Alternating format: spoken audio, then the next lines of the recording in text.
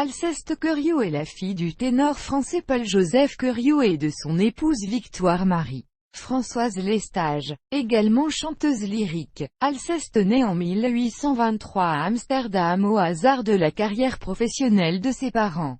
Vers 1850, il semble que Paul-Joseph Queriot se produise au Grand Théâtre de Lyon, dont sa fille devient également pensionnaire. Elle y rencontre le baryton Ismaël, qui y arrive à l'été 1851. Elle l'épouse à la Guillotière le 24 janvier 1852. Tous deux continuent leur carrière en couple, d'abord à Lyon, puis au Grand Théâtre de Bordeaux et enfin au Grand Théâtre de Marseille à partir de 1854. Toutefois, dès 1854, le mariage d'Alceste et Ismaël est très malheureux. Alceste demande donc et obtient la séparation de corps en 1860. Au tort d'Ismaël, dès le premier semestre 1856, Alceste ne figure plus sur les listes d'émargement du Grand Théâtre de Marseille aux côtés de Jean Vital. Elle continue ensuite seule sa carrière de du Gazon, puis de Duègne. Nous la retrouvons dans de nombreux théâtres de province français. Puis elle se fit à Bruxelles, au Théâtre de la Monnaie, entre 1875 et 1885. Jacques Inardon la signale dans les tableaux de troupe en 1875 à 1876, 1878 à 1879, 1879 à 1880 et 1884 à 1885. Il précise ses appointements mensuels pour 1877 à 1878, 1879 à 1880.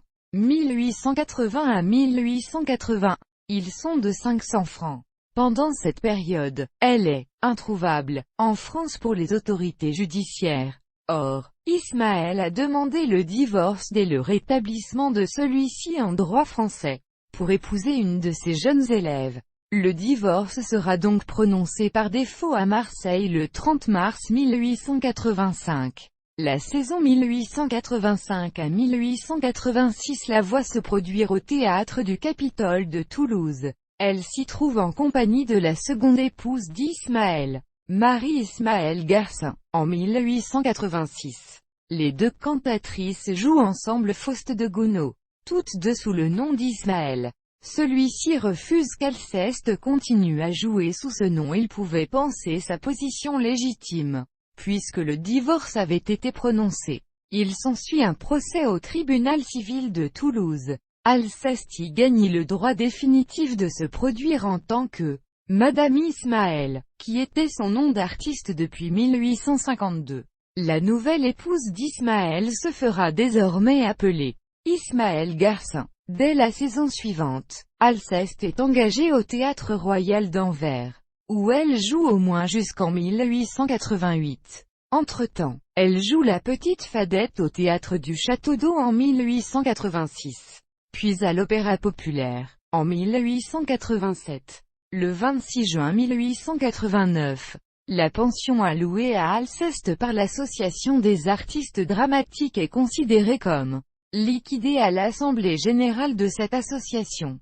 On peut donc considérer qu'elle a pris sa retraite. Une certaine Madame Ismaël, habitant avenue de Châtillon à Paris, se fait tirer son porte-monnaie en 1892. Il s'agit certainement d'Alceste. Sa dernière trace connue est son acte de décès, le 17 avril 1893, juste avant la mort de Jean Vital Jam lui-même. Elle vit alors à Colombes, 92, au 232 rue Victor Hugo, apparemment en compagnie d'un autre artiste lyrique, nommé Pascal Masson, 54 ans. Alceste n'a pas de descendance connue, de même que Jean Vital Jam.